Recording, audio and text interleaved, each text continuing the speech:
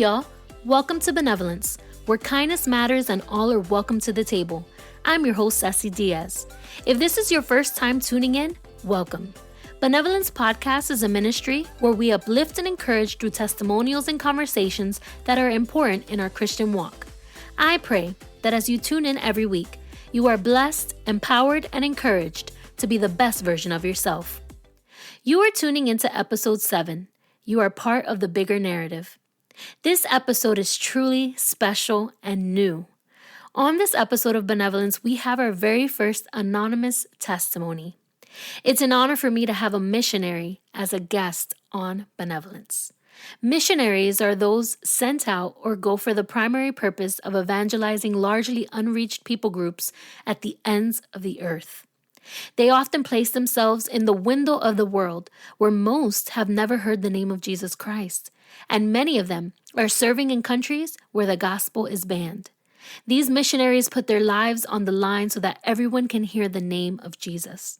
My special guest has been to very sensitive countries in which many times revealing their identity could potentially put them or other missionaries that are in those countries in danger. So our special guest is an amazing woman of God who has served in several countries throughout her life.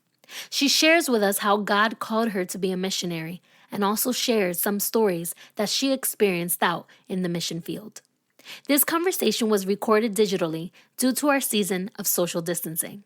So make sure to sit back, relax, and enjoy this inspiring episode. Thank you so much for joining me on an episode of Benevolence.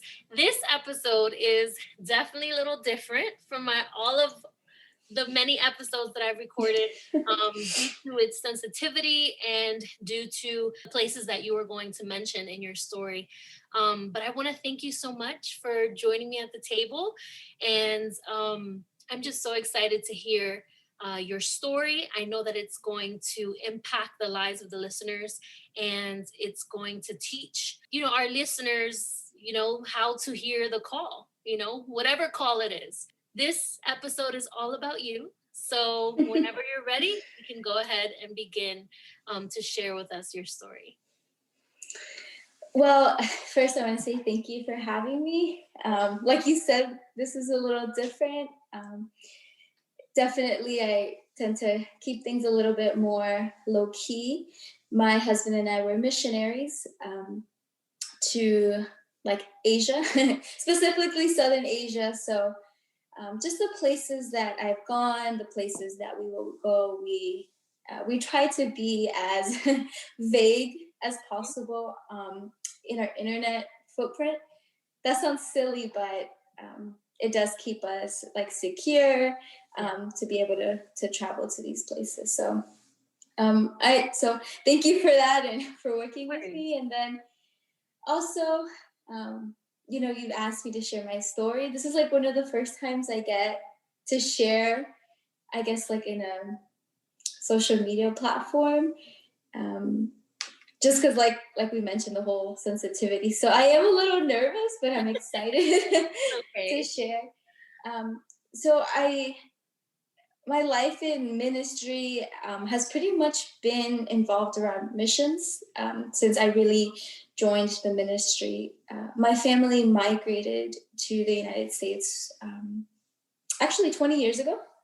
Okay. I was 6 years old. This is the crazy part. So my mom became a widow when she was about 30 years old. My dad died unexpectedly. I was 1 year old. My sister was 4. And my mom was really distraught. It was something she didn't see coming. And so she was going through a rough period. And my aunt was already living in the United States. And we were... this is in Peru. We were Catholic at that time, and my mom was just kind of going in through these phases as she was explaining to me when I got older. And my aunt, who was living in Miami, she said, come, I know how much you've had a hard time, just come with your family. And my mom, this is really funny because even she's been here 20 years, she still says, she's I never wanted to move to America. She was this is the last place that I want to be at. She's very, very familial. Like she loves being with her mom, with her brothers and sisters. She's such a family person. So she was like, I don't want to live, in another city, let alone another country. And I don't know the story how it went, but my aunt, I think she put my mom's name in the lottery. Yeah, that was it. In the lottery. So I don't know if like people know this, but in countries around the world, they will lottery the residents to the United States. So instead of waiting like 10 years or waiting like 15 years for the process, back in those days, and I still think they do it, you can put your name in the lottery and you will win like the residency to move to the United States, which is a huge deal. It is like $1,000. It is crazy. And that year my mom won. And she was like, okay, like, all right, I'll go. And so my mom, being of Catholic faith, this is really interesting. She told us this just a couple years ago. She said that when we were on the plane to Florida, she was crying. She said we were like sleeping, and being Catholic, she like had some relationship with God. We're like, I think a lot of people say like they used to be Catholic, but like my family was like devout Catholic. And so my mom, she said she got on that plane and she said, God, you took their father away. So now like these are no longer my daughters, they're yours. And whatever they do is like for you. And I never knew she said that.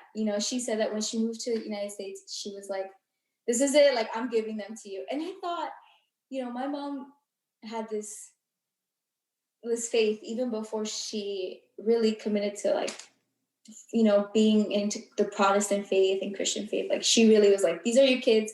And I usually, I like joke with her. I was like, maybe it's because you were just like really low born or something. I don't know. It was weird. But so she said that. And then we moved to Miami. We lived there a couple of years, still Catholic, and did like the whole communion, like everything. So then a couple of years later, after we lived in Miami, we moved to Southwest Florida. And for some reason, my mom couldn't find a Catholic church. And somebody's like, well, just go to this church. It's a Baptist church. And my mom just really believed that you just had to go to church. Like that was her thing. Doesn't matter where you went, you just have to be at a church. Mm-hmm. And so she went to this Baptist church. And that's when I started to learn a little bit more about like God. And I don't know if I remember learning too much about Jesus. I know that sounds like weird, but I just remember always hearing like God, but not like Jesus, And so we were there, and then I was just like, we were just there to attend. We were just attending, and that was it. It was like nothing had changed for us. We were just Catholic, going to church in Catholic church, and now we're going to a Baptist church. And then she became friends with somebody and said, hey, like, I want to invite you to my church, because at that time, the Baptist church had, they no longer had a building or something like that. So there was something going on there. And it was an Assemblies of God church. Wow. And so going from Catholic to Baptist to old school Pentecostal church was like a big change, So we walk into church for the first time, and people are like singing like a band. I had never seen a band before at a church. I had come up with hymns, I had been raised with singing like hymns and reading from the books. And in the Baptist church, we also read hymns. So I love hymns because I had always heard that. So I go into this Pentecostal church, and they're like guitar, bass, drums, like corridos, and I was like, this is weird. This isn't what church, I thought what church was. But it was in that church that I got saved. Like for real, like I think that was like back in like the early 2000s. And then I got water baptized. And it was like I was going and I was like learning, but I felt like as a teen, there was still parts that, you hold back. Because you're just like, what does this really do for you? Mm-hmm. But what that church taught me. And actually, my mom still goes to that church Oh, to wow. this day. It's been like 14, 15 years, and she's still like a member there. And so that church didn't teach me like that church was a ritual. It taught me like church was the people. And so when we went to this church, and this is my mom's home church now, I met the family, the pastors and everybody there, and they really treated us like family. Till this day, I would say that that's the family that if you need something, like if you are like, I need prayer and it's 3 a.m. or, whatever it is, they are the first ones to be there. Like, so they really taught me a lot about like the love of God. But the reason I feel like I still held back was because growing up, I never had this moment of, I guess, rebellion. This sounds really funny. I feel like it sounds so random, but when I was attending an Assemblies of God church and I would hear testimonies, a lot of the people that I hear the testimonies from was that God like delivered them from addiction, alcoholism, pornography, like just like all these things that I was like, I don't do any of that. I was like, I just go to school. And my mom, one of the things that she instilled in my family when we moved to the United States was education and school. She said, if we are moving to the United States, that means you're going to work hard, you're going to succeed, and you're going to, I remember she said this at a very young age. She's like, you're going to get scholarships for your college. She's like, I will not pay for it. She's like, I have 2 extremely smart girls. And she's like, you can get a scholarship based on your merit. Wow. And she's like, and if you don't, she's like, then you find a job and you pay for your college. She's like, but I will not pay for it. And so I was like, oh my gosh. And so from a young age, I was like, I got to find a way to pay off my college, because she never instilled that debt in me of like borrowing. She was always like, you're not going to get a loan. She's like, you're going to get a full ride scholarship for your school. Because she knew that in Peru, like you don't really do that as much, like scholarships. But she knew, I don't know who told her about that in the United States, that like scholarships were a thing. And so she was like, she was like, I'm not paying for your college. Mm-hmm. So since I was little, like when we moved here, I was in 1st grade up to 12th grade. I had never gotten anything below an A. Wow. Like I was always top of my class. I was in high school. I was like president of everything. It was crazy. Like I was class president. I was yearbook editor-in-chief. Like I had over 500 community service hours. And I just was like, I will do everything that I can to get the scholarship. So when I was part of the church, I just felt like, what else do you have to offer me except me accepting Jesus, right? Like that's the big thing, like making that decision and just going to church. Because I was like, I'm a good person. I'm a really good student. I was like, there's nothing here else that I would do, because there's nothing else that it would offer me. And so for a long time, I just felt like, what's the purpose of giving more if I'm not a bad person? Yeah. And so finally, it's like my senior year of high school. I've applied to all the scholarships. I went to school in Tampa and I applied for this scholarship that was a full ride scholarship, like 100% paid with like books, tuitions, food, and then whatever was left, and like not leftover. And then they would give you a stipend to live. So they literally told you at the beginning of our of our scholarship contract, we were not allowed to work. We were only allowed to like be in school. Like that was our main job, because they were paying for you to go to school. Like they were giving you monthly stuff too. So, I mean, like, this is, like, the top of the line. Only 4 students a year get the scholarship. So, I got that scholarship. And so, I'm a senior in high school. Oh, my gosh, almost, like, 10 years ago. And I have, like, everything that I felt like I came to America for was, like, achieved. And then when I got there, it wasn't that I didn't feel you know how like they say when people reach like their goal and they felt empty. I didn't feel empty. I really felt proud of myself. I was like, yeah, like I did it. I reached what I wanted. But then I was just like, man, but what, then I started thinking like, what else can I do now? Like, I'm gonna get a job. I'm gonna go to school. And that was just kind of it.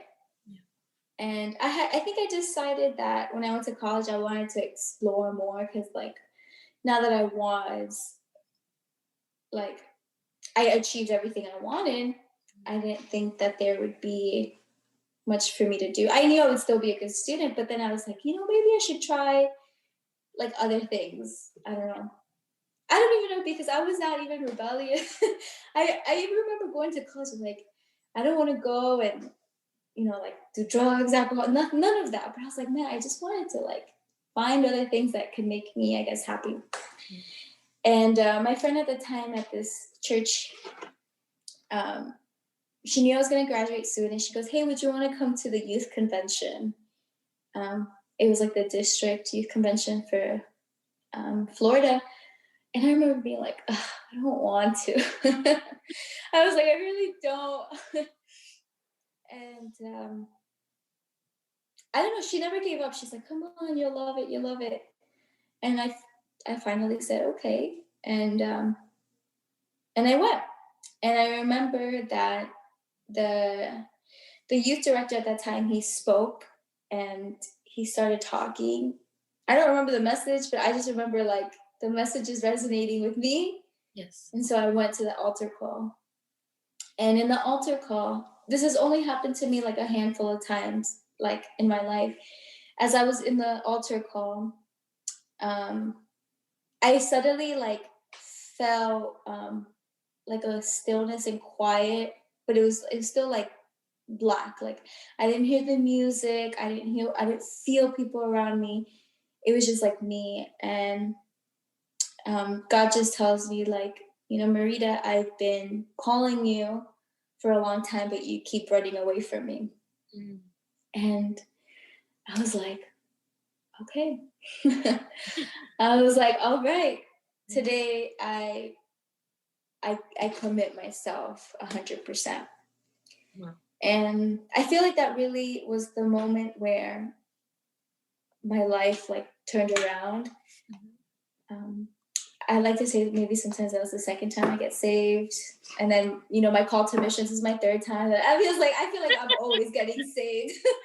I get and then you get married and you're like, I'm married now. I'm like, this is like 8th time I've been saved. And so at that time it was right before I go to college, and I said, okay, yes, Lord, I'm going to do this. And I did. I felt like my life started changing. But I think the problem was that at the beginning of this true commitment to God, I'll never forget how hard those first years were for me, because I had gone from these years and years of following rules for myself, of like being the best student. I have to do this, I have to do this. Like I always set myself for these high expectations, because like I would meet them and then I would go higher. So the first years of me really committing myself to following Jesus, I remember feeling very regulated to myself and my family. Like now I read almost like the Bible and the rules of my family. Yeah, like I'm sorry. And then the views to my family like as rules. And I was I would say very legalistic, because my sister was like not really following Jesus. My mom was like, she was still on this idea that you just go to church because that's what you do. And so I was like, no, you have to do this, you have to do this, like, because I'm doing it and you have to do it. And so and God really worked in me that. And I'm not like that anymore. But it was hard because I went from like rules on myself to setting rules like being a Christian. So then about 9 months later, that was in March 2012. 9 months later, I went to a missions conference with my now best friend. And before she had asked me if I wanted to go. And I didn't want to go. I was like, I don't want to go to this missions conference. And I kind of like tricked her, I guess, into thinking like, okay, well, I'm going to ask my mom if she'll allow me to go. And if she says yes, then, I'll go. In my head, I was like, my mom's never going to allow me to go with someone she doesn't know to Texas. The conference is in Texas. Okay. So I thought I was safe. I was like, I'm not going. And I called my mom and I was like, hey, there's this like church conference thing. It's for missions, but it's in Texas with someone you don't know. Like I remember telling my mom, I was like, you don't know her. And my mom's like, well, do you want to go? And I was like, I mean, I don't know. What do you say? And she's like, why don't you go? Like, it'll be good for you. And I was like, oh my gosh.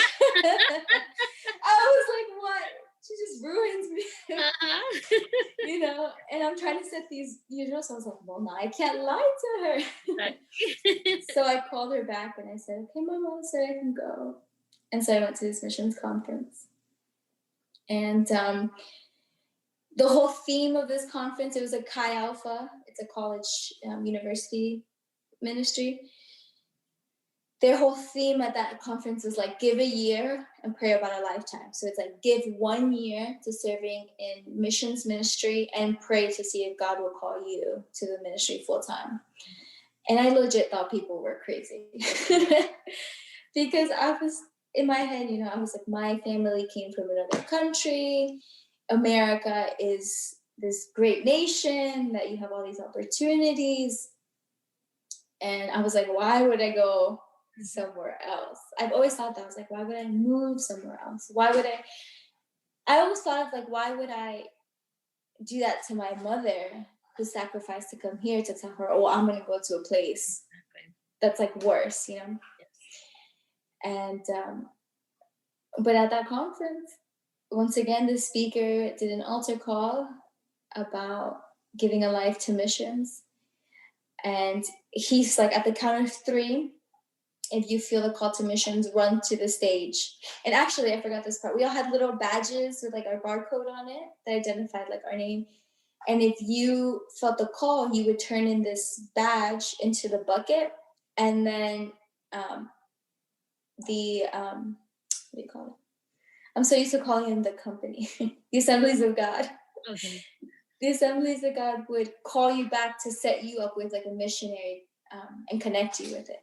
Wow. And so it was a commitment, and I was like, I'm not doing that. So when he said 3, like I think it was like 1,000 students ran to the altar and were like committing themselves to missions. Mm-hmm. And I was like, wow, God, that's amazing. Like, that's great that you call them. And I was just like there, like praising, my hands are up. And God tells me, and he says, when you graduate from college, you're going to move to China.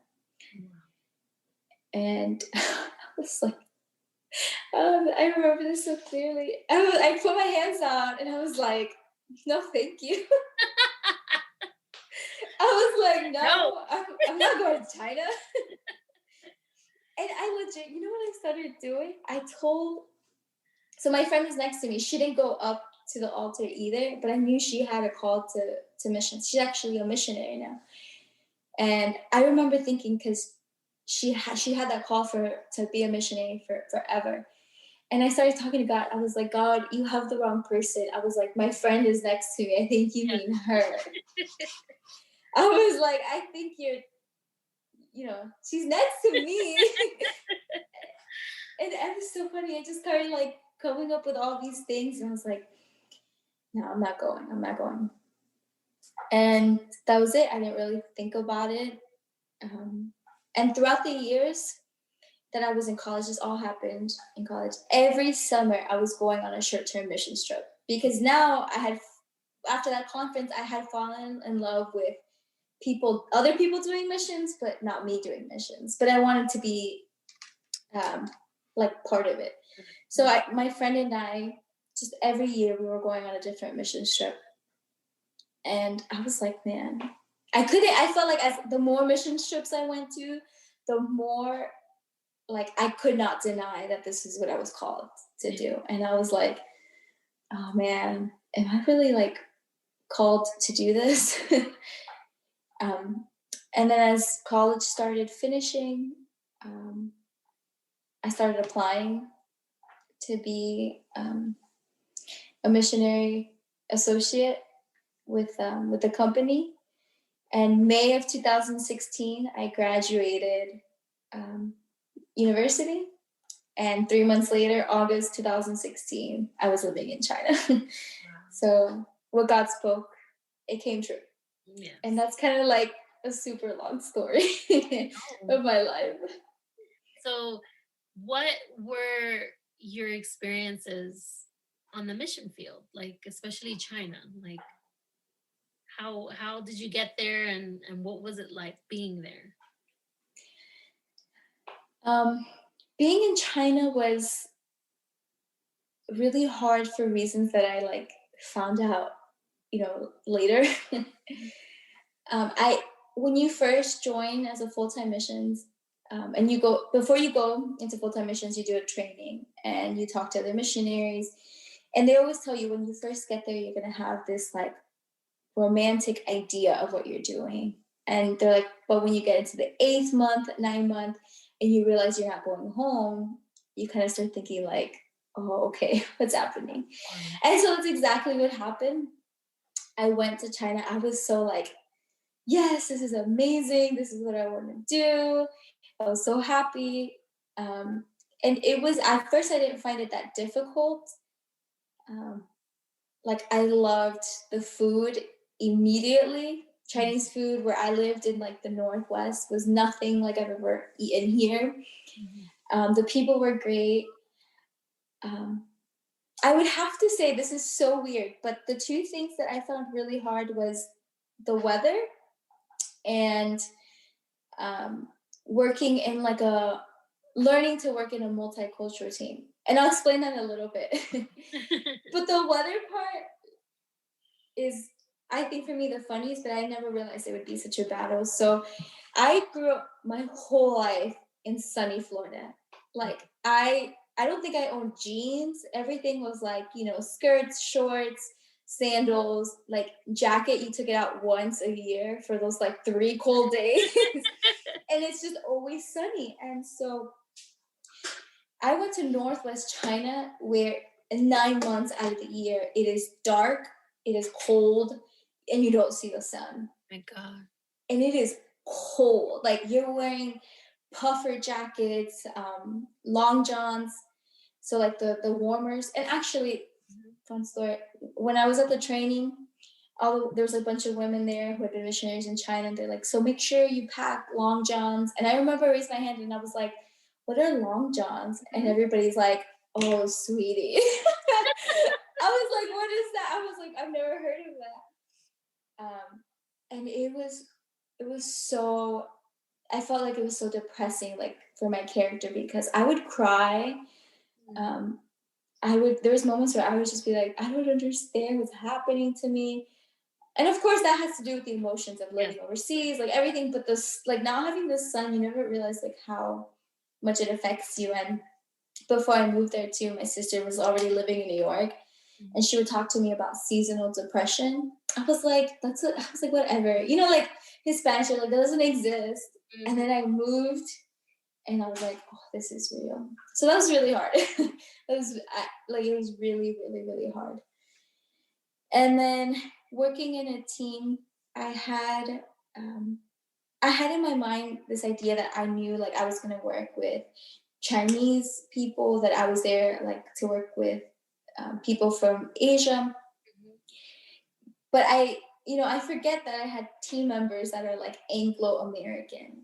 And another thing from growing up in Southwest Florida was I never realized that my whole circle is Hispanic, or like English-speaking Hispanic. Yes. Until I was in China and there was 3 of us in a group of 80, 100 people, and we were the only people who were Hispanic.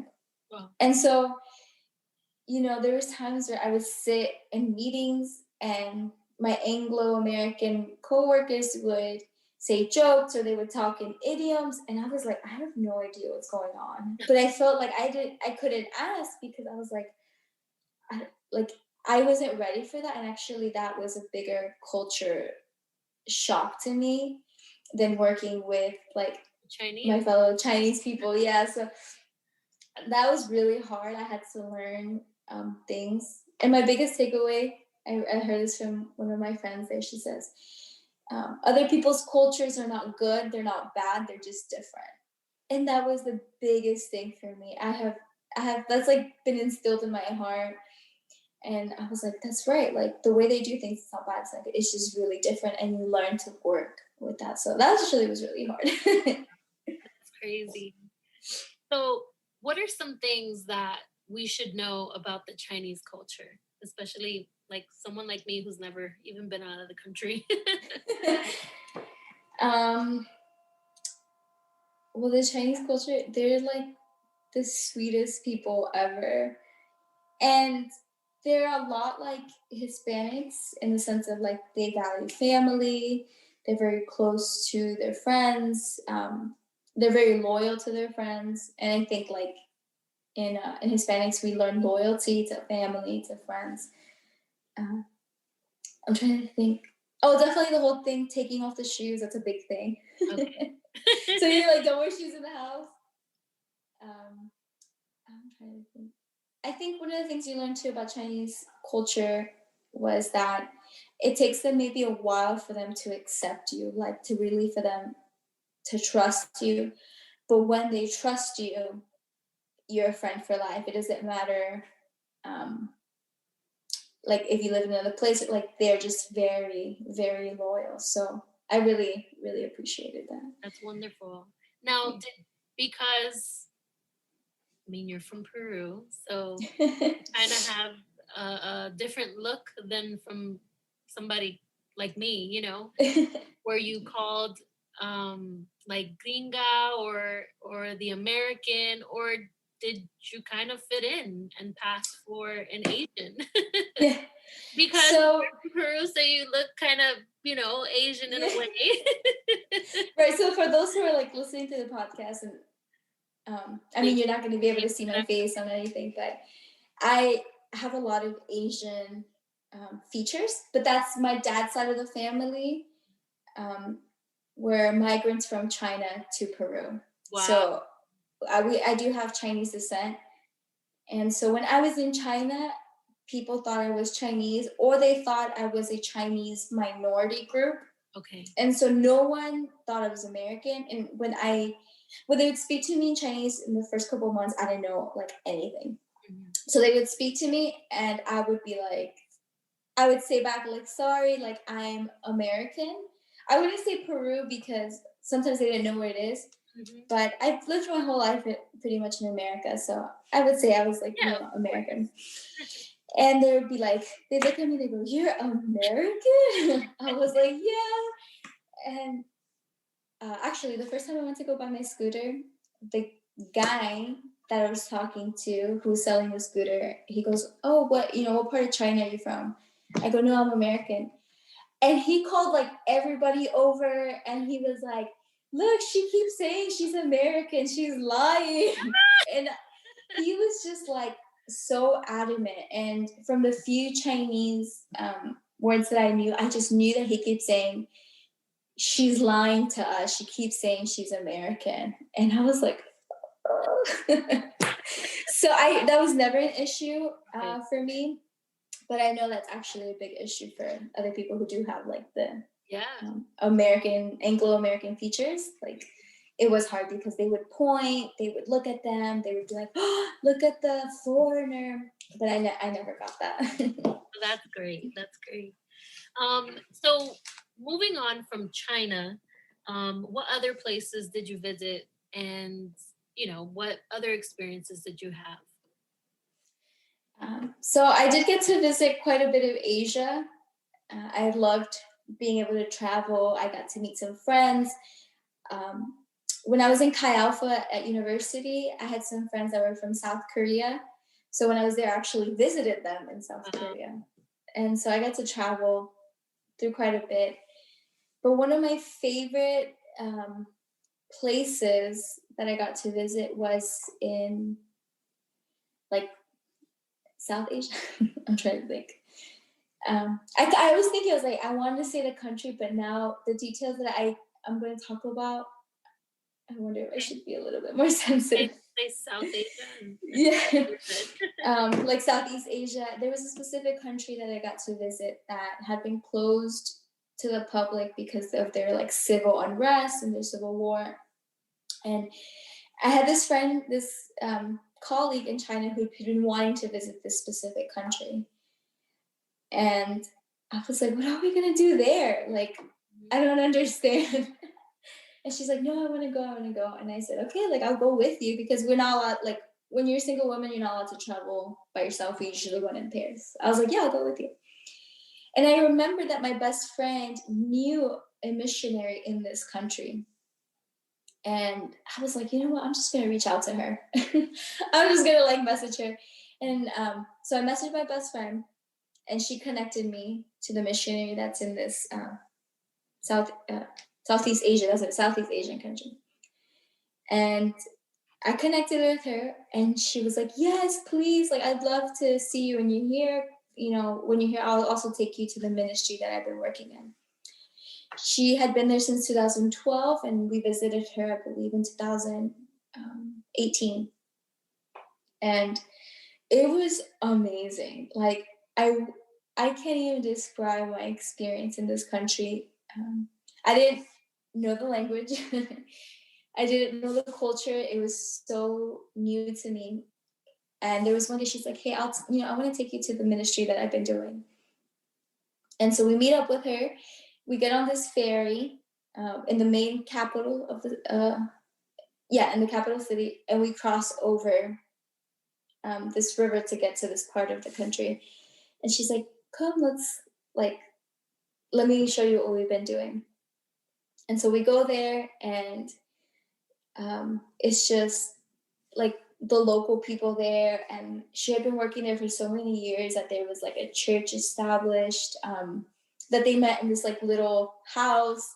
There was kids and families and Bible studies. And it was amazing. Like, I remember like dancing and having fun and singing these songs. And I would sing, because they would do like kids songs that were also in English. So like I would sing it in English. And then they do this thing where they put this white face paint on your face. And they were like, have you ever done this before? And I said, no. And so they would put like face paint on us. It was amazing. I don't know if it's face paint, but it was this, how do you say, como un barro, like a clay type thing that goes on your face. And it was amazing. And so we got to do a Bible study with some of the new believers. And we like prayed over. It was just so beautiful. And then the family that was like hosting us, it was they invited us to eat with them. This is like the funniest part. So we're eating and her house is like lifted on stilts. So we're all getting up there. It's a really tiny house. You can't really stand up. We were all like sitting, and she had made this like amazing feast. We're eating. And the missionary there, she's telling us, she's like, hey, you know, the lady of the house, she wants to know if you can pray for her, because she's discovered that she's had some like sickness on her, and she doesn't know what it is, but it's like, I think she said like it was on her hands, like, and it was the same lady who cooked the meal, telling us, so she was translating, she had like some sort of like sickness. And as she's like telling us this, I was like eating the food and I was like, wait, what? Like, I remember picking up the rice and being like, I was like, in the name of Jesus. And I just kept eating. I was like, whatever. In the name of Jesus. Honestly, like, it didn't even faze me. You know, I was like, we're here. She's going to ask for prayer. And on top of that, she hosting us. I was like, in Jesus' name, I'm eating your food. It was delicious. Wow. And so we prayed for her. But I just think that was so funny because, I don't know. Those are all the things that you experience, like, those are like God things. Like, and so as we're leaving this village, the missionary looks back and she goes, hey, did you like take a look at that village? And I was like, yeah, it's beautiful. And she goes, that's the trash village. And I go, wait, what? And we're sitting in this little like tuk kind of taxi, and I look back, and it's almost like I felt like something had uncovered my eyes, and I saw the trash for the first time. Like, I saw that all of these families had built their houses on top of where the trash of like the city was going. And it was like this huge trash village. And I remember being like,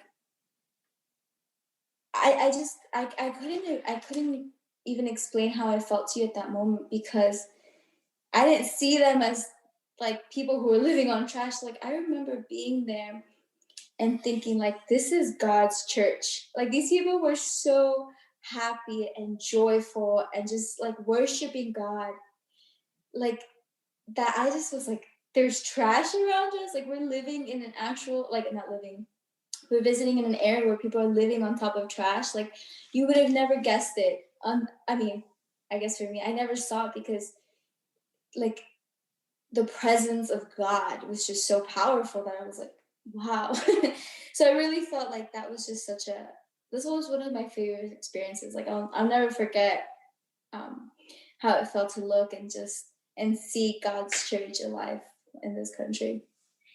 That's wonderful. And I feel like when you're telling me this, I felt like that's kind of like what missions is about, like seeing past, their situation, seeing past, the poorest villages, the rundown, houses, the kids without shoes, seeing past that and seeing compassion and seeing through the eyes of Jesus. And I think that's just a wonderful experience. That's a wonderful experience. And I hope that in my future I could experience that too.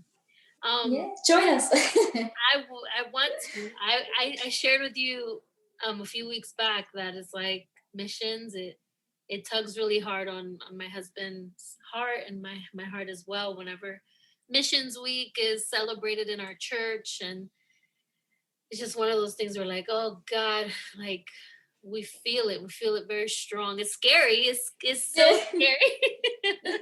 It's so scary. It's a feeling that you're like, oh, like, oh, do I want to feel this way, God? Like, Yeah. But yes, missions is definitely something that I would like to experience in the future. So I wanted to ask you, with everything that you've gone through, with all the places that you've visited, what have you learned throughout your life and through those experiences? I've definitely learned a lot. I think one of the biggest takes away that is going through this is just knowing that, well, one, God is sovereign. I genuinely believe that. That there's a purpose for everything. But I also believe, like, I've learned that following in ministry is really not the easiest thing in the world. I'm very attached to my family. My mom being widowed, and the three of us being my sister, my mom, and I growing up together for such a long time. I have this like idea of this close unit. And even till now, like now being back in America for this time, I literally see my family every day. We live 2 minutes away from each other. So that was really hard, learning the sacrifices that come of being, a Hispanic American in the missions field. And, I'm not always going to want to go back. And every time I come back to America, it's always harder to go back into the missions field. So I think I've learned that. And I've learned a lot about having compassion on myself and others, and learning that it takes one step at a time and one day at a time to do missions, to do ministry. But honestly, like, I take my my life with Jesus, being a follower of Jesus, I take that one day at a time. I've learned that a lot. I used to think like I need to be on those, like, you have those highs, those lows. I used to think like you have to be super holy spiritual, like every day, 24/7. Yeah. And I just take it every day at a time, or one day at a time. That's great. And it's true. My first episode that I'm going to be sharing, you know, when we become Christians, it a lot of people have this misconception that in a snap of a finger, your life is going to be perfect. Mm-hmm. Mm-hmm. And it's gonna be great. I'm a follower of Jesus, and that's true. God has, your plans. He has your steps are ordered and all of that, but there are those struggles that, like you said, we have to take one day at a time. Mm-hmm. And even in my walk with God, I've been over maybe 20 years a Christian.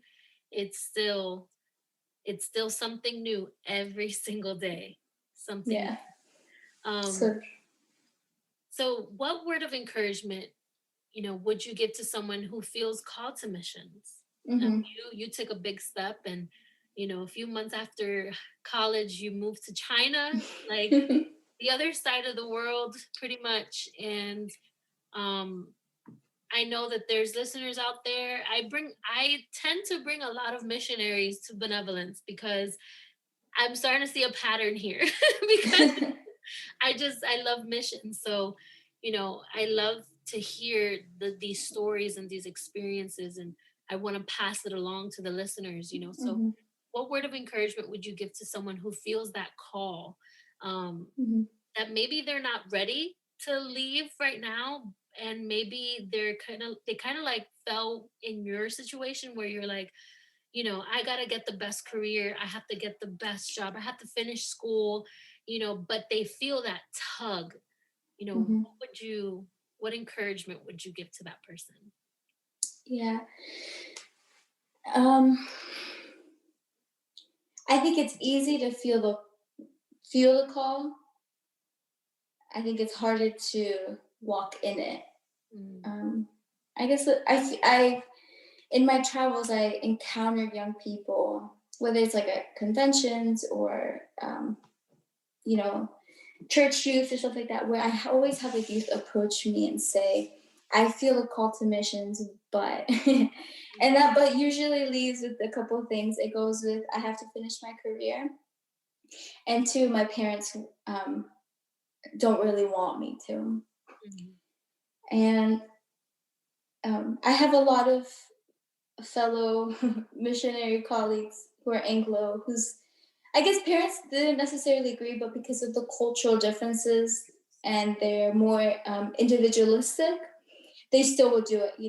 And so we fall as Hispanic Americans, and to like whoever's listening, Yeah. whether you're like Asian American, Black American, those more collective cultures, we honor our family a lot. And so we take priority in respecting our parents, our grandparents, and whether people are aware of it or not, it's really, really instilled in us. Mm-hmm. And so I think if you feel the call to missions, my biggest thing is be accountable to somebody. I believe in mentorship. I believe in someone who's more experienced in the ministry mentoring you. I have a mentor who, from the beginning, taught me everything that I know, like, about reading the Bible, about understanding the life of Jesus, to discipleship, to the gifts of the Spirit. Until this day, there's times where she like disciplines me, and I'm like, I don't want to hear it, but she is who I go to for any spiritual decision. And so I think if you're called to missions, you can feel it in your heart, but it's easy to let that go. But if you tell somebody that, if you reach out to somebody and say, I really believe God's calling me to missions, like, could you hold me accountable to that? I think that's the first step. I think the first step is to learn what it is to be a follower of Jesus here in your state, in your city, wherever it is. And if you learn it here, you'll do it great anywhere. If me being in China, if I didn't know what it was like to, receive the gifts of the Spirit, to learn about the fruits, to learn about not just reading the Bible, but really understanding the context of it. Just like all these things, if I didn't do it here, I'm not going to do it over there.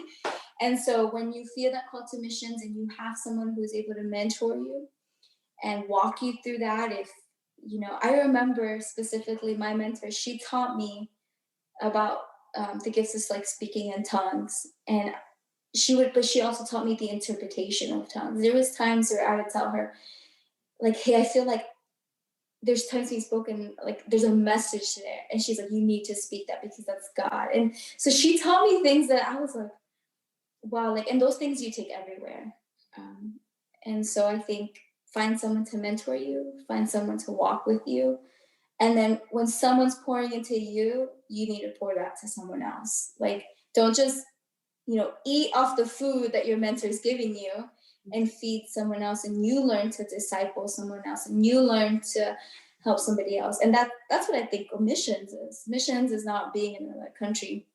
When you do that, and then God calls you to another country, you will be doing the same thing. Of course, it's in a different culture, but so I think my biggest encouragement is find that accountability, that mentor who will challenge you and who will also tell you things that you don't want to hear. Yeah, that's really good. I have a few of those, and I am that person too. So I completely agree with you.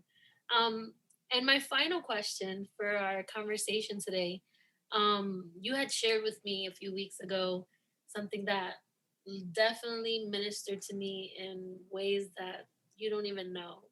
And I shared it with my husband, and it was along the lines of the bigger narrative. And I really want you to speak,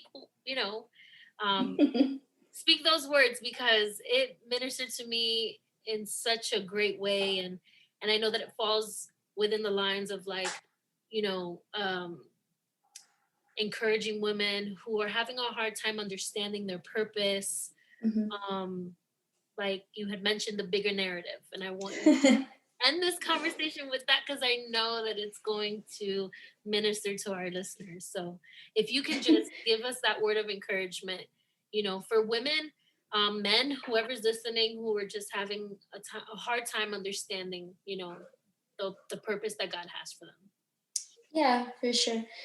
So the big narrative, I am a huge believer of discipling followers of Jesus through the big narrative. And so the big narrative, okay, so really funny story. For a long time, I didn't really understand what narrative means. Like I would hear it from other people. It just means story. So for those who are like, what's a narrative? It just means the big story. And so becoming a Christian,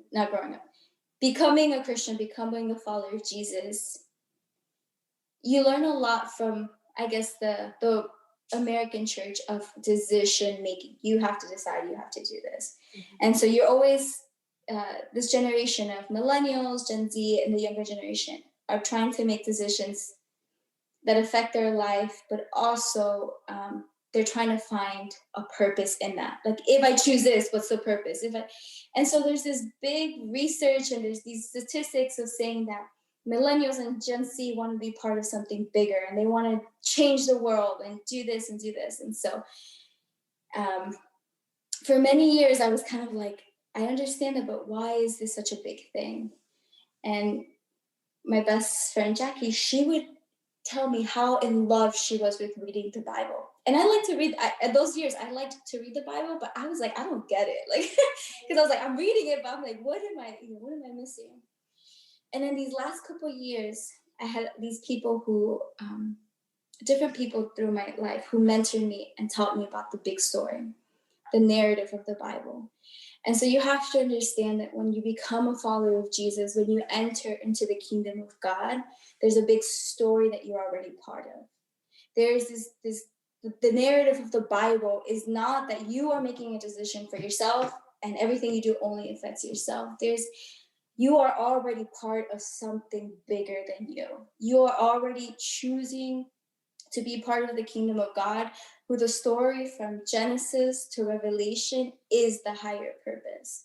And so when you read the Bible, now I get it. Like, I am so in love with the Bible. Like, this sounds so crazy.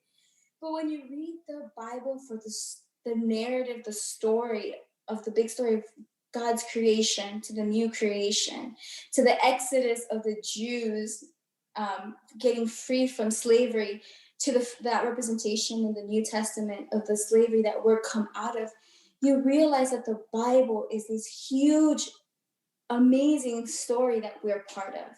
You already have a purpose. And when you choose to be part of the kingdom of God, you have a higher purpose already. You are making a difference. And so I'm a big believer in the Bible and understanding that the Bible is not just a decision that is solely for yourself, that there's a story in it. And Jesus really came to this earth, and he died unjustly on the cross.